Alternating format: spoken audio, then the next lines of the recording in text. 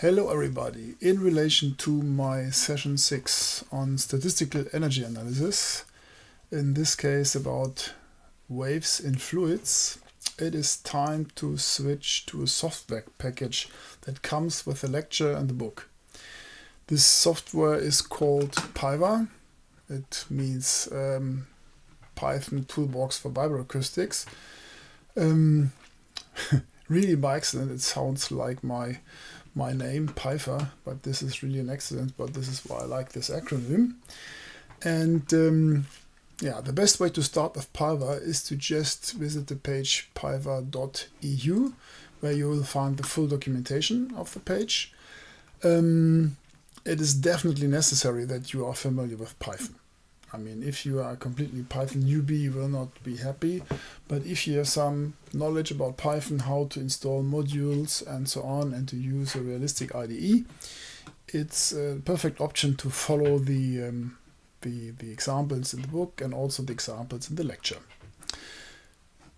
It's structured like that, so the basic information we find here in the user guide. Most important thing is how to install it. You have two options. You might directly connect to the GitHub site where you have an immediate update and also the possibility to contribute to the toolbox.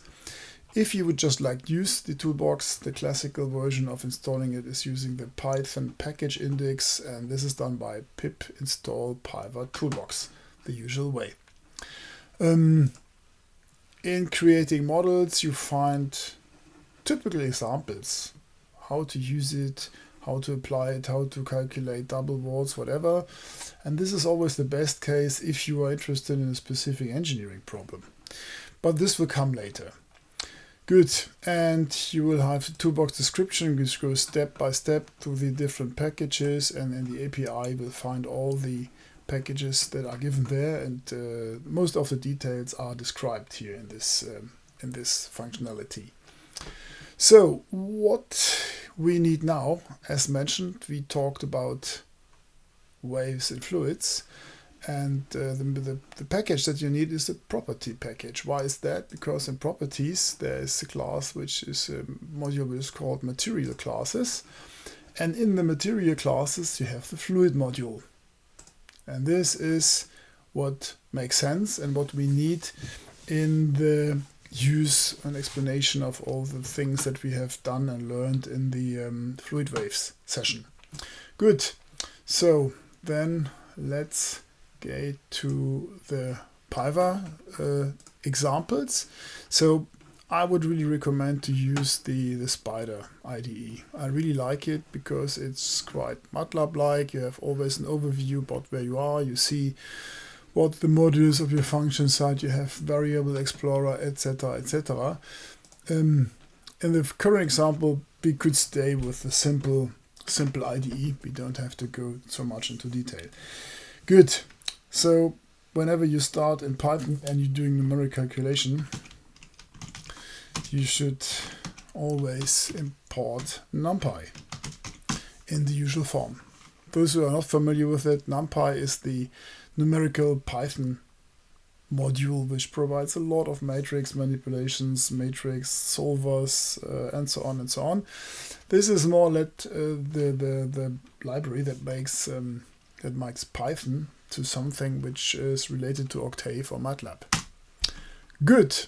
So now, as mentioned, we would like to, after you've installed Pyva, you have access to the single toolboxes, and the easiest way to go step by step, and this is also recommended that you see why it makes sense to use this IDE.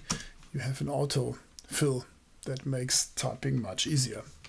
So we import the material classes in short form called matc. And then we have the Pyva toolbox available in the functionality. So what was the idea? I mean, the idea is that we talked about fluids, and the most important fluids for an acoustician is air. So let's create some air. And this is done by using this matc and creating a fluid. That's what air is. You see, if you just use the first parenthesis, you see the classical arguments that you normally have, and you see that this, if you don't put any, the default arguments, that is air. So we don't give any information, and this is our famous air. If we type air, we see some information, which is more constructor-like as usual. And if we type print air, you see all the details about air. So not used in the lecture, but for later use in porous materials, we need all the detailed thermal and viscous properties of air on top. What was used was the kappa, the ratio of specific heats. So how to assess some data and variables about it, that's easy. I mean, the speed of sound is just given by Vic, that's quite obvious. The same would be true for density. But you could also use some further information like the impedance. This is the classical real impedance, characteristic impedance, but if you type impedance and don't use, sorry, my German said, if you don't use any parentheses, you get this. So say, impedance is a function. Why is that? Anything in Pyva that could be frequency dependent is defined by default as frequency dependent.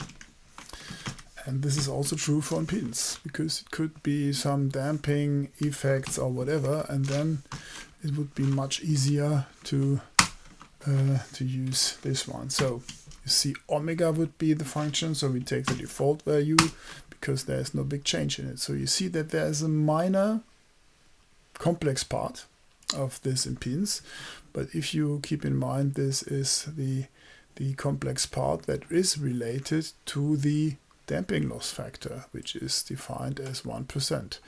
1% would be around about 4, and it is half the damping loss factor that defines the impedance.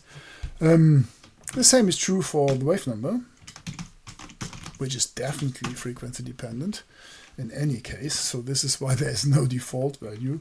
Let's say we take something like 10,000, and then you would get a wave number. Okay, so that's just to give you an idea what is how this is functioning.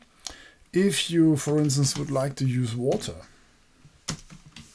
which is a totally different fluid, definitely, which is a real fluid, it has to be defined like this. Speed of sound is something like this, and the density is near to 1000. So, fine. Oops. My mistake. So this is you see that this is really live water. Here we go. And now we got all the default values that we have usually here for water. Good. Finally, nothing more to say. That was an easy first session, but there's one very useful function that is related on the theory of Rasmussen. If you need the properties of air at specific humidity, ambient pressure, or let's say temperature, you have a function that can calculate that. We say we are interested in air at, let's say, 60 degrees Celsius. Call it like that. Then there is a function that is called air. Again, parentheses, and you should get, oops, let's see, first my mistake again, you have to call the class, and then in this class there is the function air.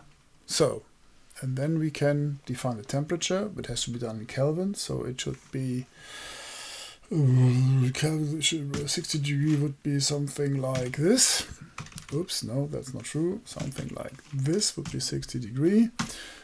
Pressure is in bar, so 1 bar, and let's say the humidity is 20%, which is not unrealistic in normal conditions. And then you got air at 60 degree, and if we now switch to print the properties,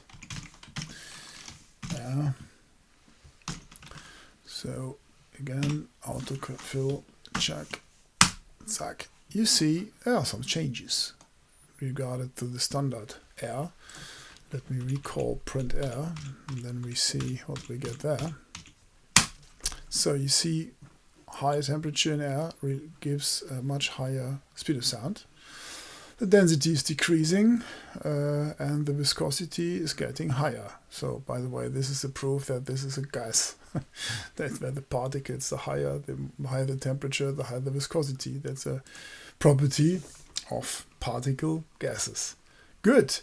So far for the very simple and first introduction to Pyva. Step by step, for every session where it makes sense, I would like to introduce additional sessions to Pyva. Finally, the full examples in SEA that you will perform.